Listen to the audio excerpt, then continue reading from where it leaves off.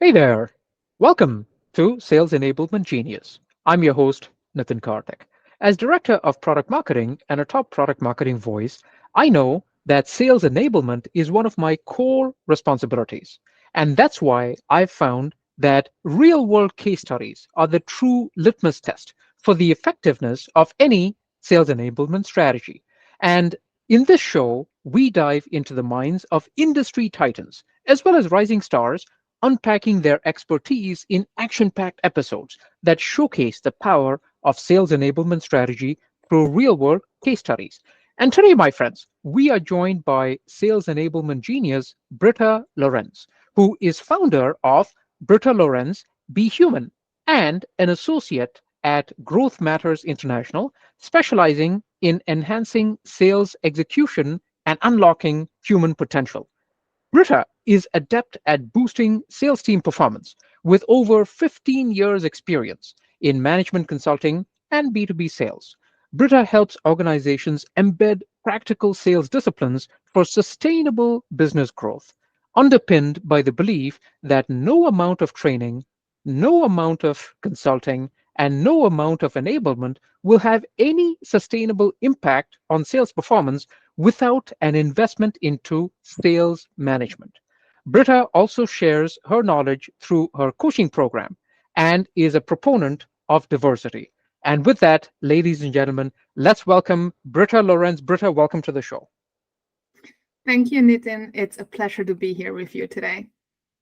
Absolutely fabulous. Wonderful, Britta. So today we will give the audience a situation from your experience, and Britta will use the ABC framework. So we'll talk about the antecedents, what were the prior challenges, we'll talk about the behaviors, what were some of the actions that you took, and we'll talk about the conclusion, how things played out.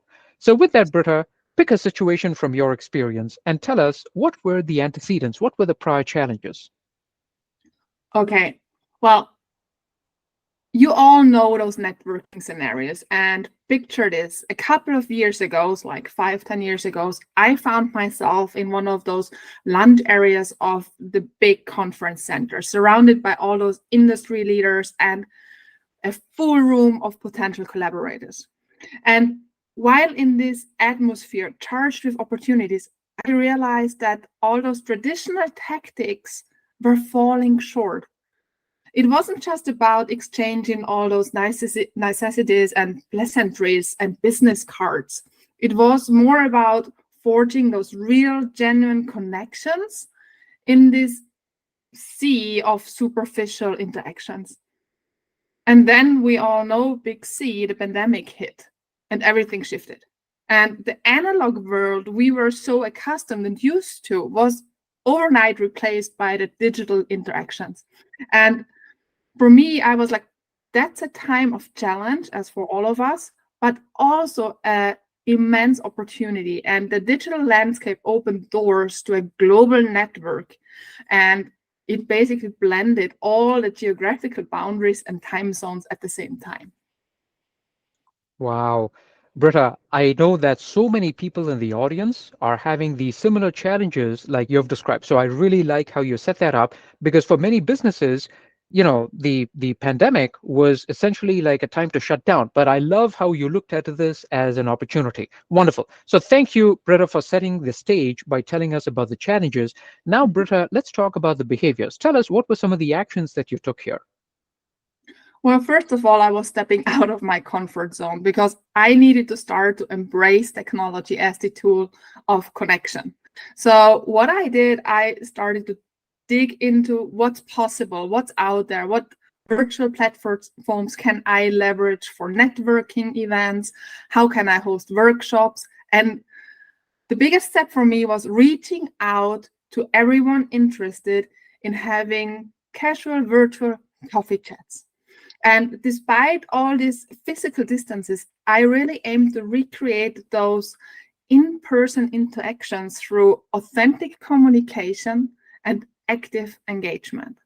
And you could say I even dribbled down on this human factor, really recognizing that between all this digital noise, because all of a sudden everything happened virtually, genuine connections were more valuable than ever before.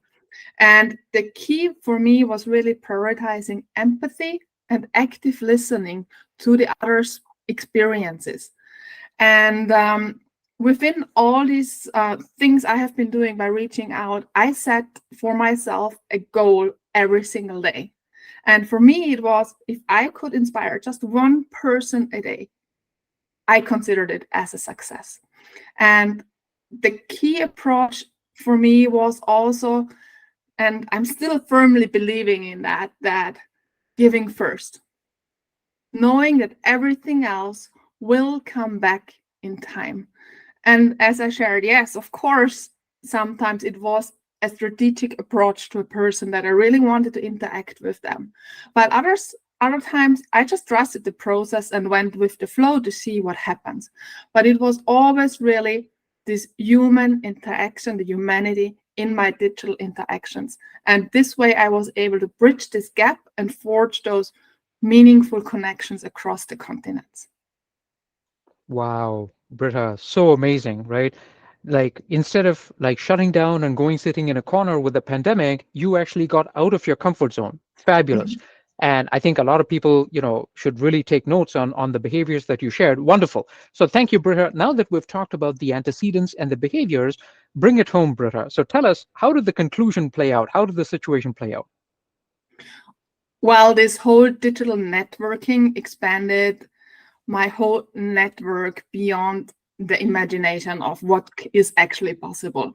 By reaching out courageously, really, I tried to connect with professionals from diverse backgrounds and diverse cultures, and I just reached out to them without thinking about what could go wrong, because nothing can go wrong. The only thing that might happen is somebody says no. So I was aware of that. But the human factor became the cornerstone, the bedrock of all those interactions. And I was really fostering empathy, understanding, and collaboration, which still serves me today. And my network not only grew in size, but also in richness. With each single connection, I was able to add unique perspectives and insights. And some of them turned into real friends, and we are still fostering these relationships as friendships, and others turned into really valuable business partners. Oh my God, Britta, so fabulous, right? What an authentic story. Thank you. So, folks out there, I want to highlight a couple of things that Britta shared that I think should be real takeaways from this. Always approach things with a human connection, right? At the end of the day, everyone is human, right? And as long as we go in with trying to help other people, like Britta shared, one a day, right? Try to help one person a day. In a year, you'll help over 300 people, right? And like Britta said, some of them may end up being business connections, some of them may be friends, some of them may be references. Amazing. So thank you, Britta, for sharing all that fabulous advice. Britta, tell us, if people wanted to learn more about you, where can they find out more? The easiest way to connect with me is through LinkedIn, and we see the result. We both met on LinkedIn, and here we are. So that's definitely the easiest way to go to.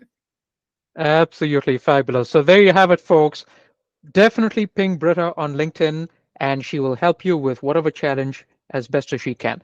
And my friends, armed with that knowledge, let's make the magic happen.